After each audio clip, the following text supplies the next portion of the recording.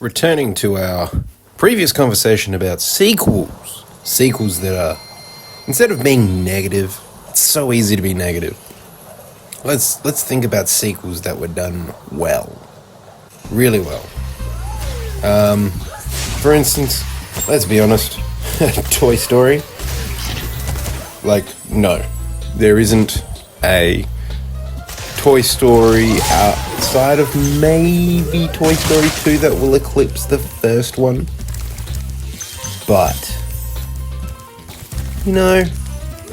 Toy Story 2 was pretty bloody good, and all the other ones, you were gonna cry. Let's be honest. I'm gonna preface this with that this is just a generalization, but if you didn't get at least a little bit of the tear ducts weeping, you're feeling a little bit teary from any or even all of Toy Stories, all of the Toy Stories, then you may not be human. Because, my word, those were just profound. Not to mention, having Tony Hale in the fourth Toy Story to act as a spoon, I do appreciate it. I do appreciate it, an awful lot. And he was just Tony Hale. He'll always be Buster Bluth to me. But even if, it did have Buster, it was still gonna be good. It was always gonna be good. And I forget who was in the third one, but I remember they had the Ken doll, who was malevolent but then had a redeeming character arc. Come on, it's iconic. Positively just giggling yourself silly. And that's what I mean. You can do sequels really, really well. But you cannot rush those sorts of projects. And I feel like that's one of the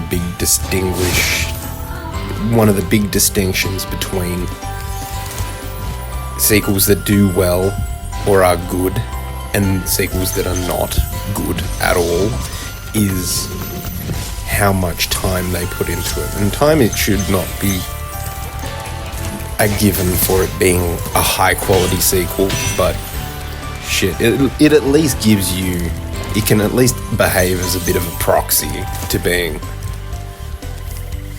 an indication that more work has been put into it, so that then it's got the best chance of being good. Because you've got that comparison of, for instance, you've got the negatives of the Star Wars, which came out half cooked, and they could have been great. They led us on with Snoke, and then they did nothing, and that's a real, I don't know, that was a real disservice to their whole, I suppose, story arc, where you're just I'm not really sure where to go from here. So they created their own problems, and this is part of them. And this is if we chose to use time as being one of those huge indicators of a good quality sequel. But and another great sequel that's just always going to be, I reckon it's better, well better than the original, is, boy, that was a fail, was Terminator 2. I've forgotten the guy who played that next version of the Terminator, where it was just liquid metal, but he was ominous the entire time. It was just, and there's so many iconic scenes. It was just fantastic. And you've got Arnie in there. There's nothing that's gonna go poorly, at least from an entertainment perspective. Even if the story's not brilliant, Arnie's got his entertainment value. Just his voice. Wow, got to get to the chopper. Got to save got to save the main protagonist. I apologize for my absolutely appalling Arnold Schwarzenegger, but God, I'm actually quite impressed with how far I managed to supercharge there. But you know, you get some entertainment value, so I think Arnold is a bit of an insurance. It's like, at the very least, you're gonna have a good time. I mean, he's in the movie. I mean, he's great. He's so much fun. And so you've got all of these aspects that can create fantastic sequels, but also quite a substantial amount of time took place. Because I think now, I'm not 100% sure, but I think the original Terminator was in the mid-80s, and then I think Terminator 2 was like early 90s. So there was at least like a really feasible, if we took time as that proxy again, for it being a good indication that it would be good. Now, I have no idea about their process and how they managed to arrive at it, but it was a really fun film. So, you know, and then obviously you've got counter arguments that you don't need all that much time, but they had a storyboard plan, which was your Marvel films. And I mean, it starts with Robert Downey Jr. doing his thing, and you know, he's always going to be Iron Man, let's be honest. The only reason Iron Man worked was because RDJ was playing him, because I reckon it would have been an absolute flop if he hadn't have been the one to be Iron Man, because no one else could have done what he did. He's just an icon. So then you get that whole arc of that you have Captain America come through, and I mean, he's not the most interesting character, let's be honest. It's just like him the origin of him is fun, but after that it's just pew pew America. I've got pew pew America, fuck yeah, and you just, you know, flexing the flag, all of that sort of thing. It does get a bit tedious after a while, but I do understand its appeal.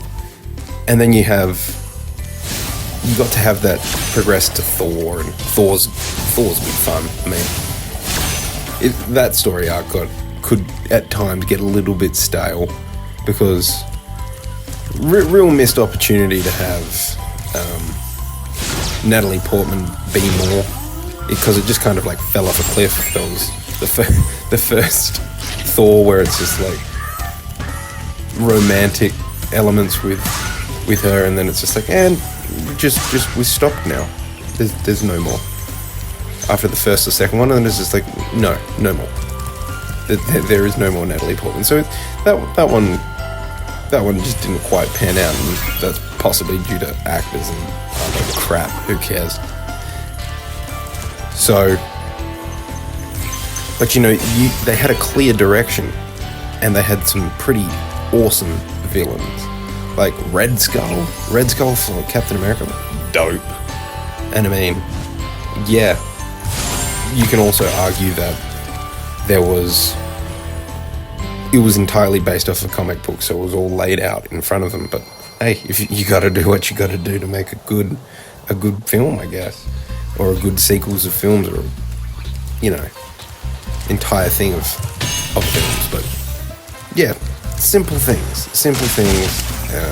Just take more time, because there are plenty of examples of not so great sequels, or even ordinary sequels. Like a really ordinary sequel was Back to the Future. Like the second one was pretty good. Like I actually quite liked that one. But the third one, you're just kind of like, like, I did like how all the characters kind of like interlinked with the main villain being, what was it? It was Griff Tannen? No. Ah, God. Basing it on a lot of memory here that I just don't really have anymore. for that. It's been too long. But you know, I'm also just enjoyed it because, well, Michael J. Fox, awesome fun, and also Christopher Lloyd, because, well, it's Christopher Lloyd, we just love him. But I am just straight up freaking struggling here. Wowzers. So I suppose, like, the whole point is that, you know, sequels can be done. Sequels are a viable option, but you cannot be on a whim, because otherwise you just produce dog shit. And, you know, that's something that has ruined my faith in quite a lot of, at least the big budget Hollywood stuff, where all their sequels, you're like, no thanks. I don't think I want to indulge this. But anyway, I think we're going into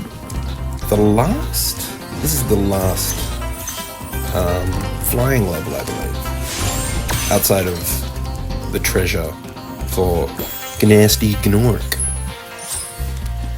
And everyone should know about that little secret area. I don't think I need to explain that one. That's an old thing. Been there for a long time. Ooh, I gambled there. Big time gambles.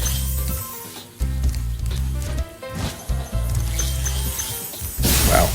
Why did I flame?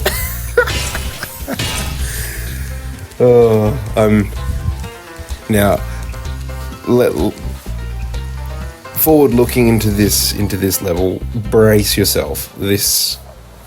I think it was 4 fails. I'm actually going to put a fail counter up on the screen, just so then we can just laugh at my own incompetency.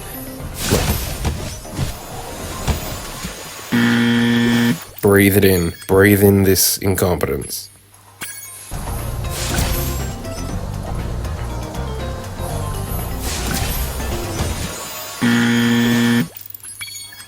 It hurts, doesn't it?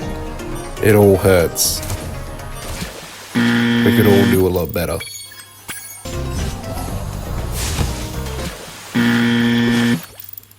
Yes, the agony.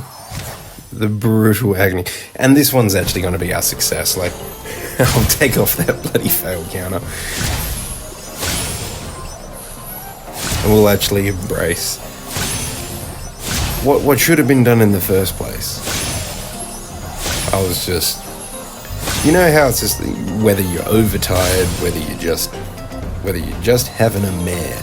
Because there was a few occasions where I was like I'd get all of these lighthouses and I'd have one left, like we have now, and I'd go backwards because I'd completely forgotten that there's a lighthouse to the left, to the fucking left. Oh my god. Sorry to all the earphone users. Hopefully I didn't make that bit too loud. But ultimately, I've done great dishonor. Because this is next to one of the easiest flying levels, and I've just butchered it. But anyway, if you have enjoyed my talking nonsense, please do give us a follow, like, subscribe, share. Follow me on the Instagrams, all of that sort of thing. I try to post every weekday, so I'll catch you guys later.